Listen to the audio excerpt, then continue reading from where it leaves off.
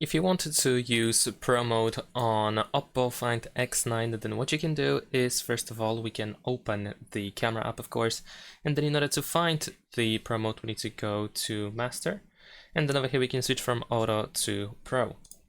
So once you open the Pro Mode, what you can do over here is, of course, find a bunch of different parameters over here that we can adjust, and if you are not sure what they do, then let me quickly explain. So ISO simply is used to control how sensitive the sensor should be to the light. Low ISO keeps your photo clear in bright light, and higher ISO helps in low light conditions, but of course too high ISO can add grain or noise to the photo.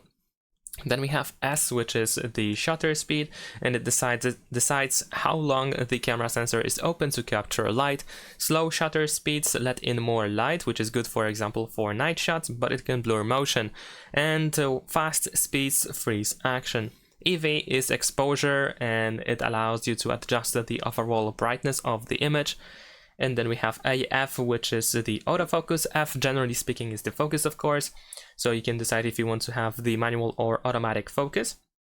And it allows you to set exactly what should be sharp in your photo. So you can blur, for example, the background, something that is behind the main subject of the photo. And white balance allows you to adjust the color temperature, so whites look white and colors look natural. All of these options can of course be adjusted by moving left and right over here on these sliders. In this case we have the warmth and tone. We can also tap on A on the left side in order to set these parameters to automatic. The only exception is EV, so the exposure. This one is the only parameter that cannot be really set to automatic. And yeah, that's pretty much it. Besides that, we have some additional options in here that can be quite useful. We can also save videos in RAW format.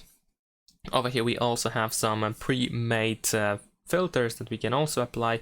We can also adjust these filters as well over here at the bottom. And that is pretty much it. Thanks for watching, leave a like and subscribe.